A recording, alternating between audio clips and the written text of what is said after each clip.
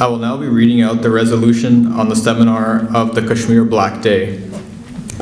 Noting the ongoing grave human rights violations in Indian-occupied Jammu and Kashmir, in particular since India's unilateral abrogation of Articles 370 and 35A of the Indian Constitution on August 5, 2019, that abolished Kashmir's autonomy and opens the floodgates to illegal settlers from outside Kashmir. Noting the dangerous situation that has arisen as a result of India's illegal actions that could lead to a nuclear exchange between India and Pakistan with catastrophic consequences for the region as well as the world at large. Noting India's defiance of calls by human rights organizations, including the 5 UN Special Rapporteurs, expressing grave concern about the human rights situation arising out of the ongoing lockdown of 8 million Kashmiris in Indian-occupied Kashmir. Condemning the denial of basic needs of Kashmiris, including access to food and medicine, as well as freedom of movement and freedom to worship. Condemning the use of pellet guns by the Indian occupation forces to willfully blind a whole generation of Kashmiris, mostly youth in the thousands. Recalling UN security resolutions on Kashmir, Resolution 38, 39, 47, 51, 80, 91, 96, 98, 122, 123, and 126 that inter alia promised Kashmiris the right to self-determination, underscoring that the UN has a responsibility towards stopping the Kashmiris' systematic genocide by Indian occupation forces, noting with deep concern India's policy to systematically change the demography in Indian-occupied Kashmir to convert Muslim-majority Kashmiris into a minority, expressing deep concern on the arbitrary arrest of over 13,000 Kashmiri youth with their fate unknown.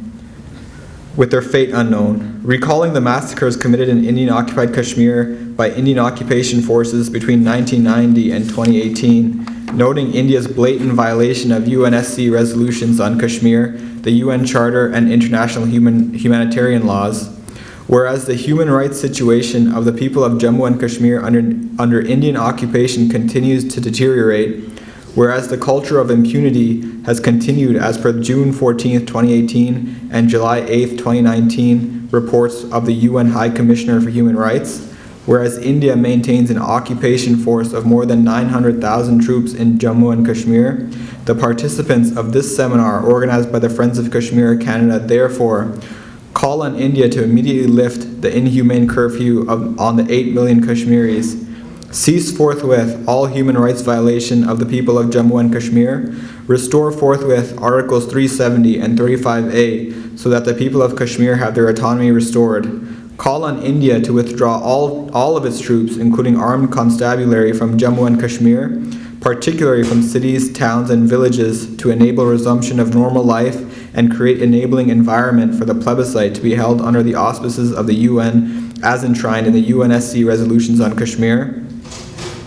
Request the United Nations to assume its responsibility of organizing the plebiscite under its supervision. Urge UN and other relevant forums to investigate all massacres, gang rapes, fake encounters, forced disappearances, and willful blinding using pellet guns committed by the Indian forces and Hindu terrorist organizations like the RSS, and bring the perpetrators to justice. Request all national governments to exert pressure on India to ensure its compliance with international obligations flowing from humanitarian and human rights law, as well as UNSC resolutions. Further, that India should be subjugated to trade sanctions until it fully complies. Urge human rights organizations and peace and justice activists to cooperate with the Friends of Kashmir Canada to establish independent war crimes tribunal to prosecute Indian rulers for war crimes.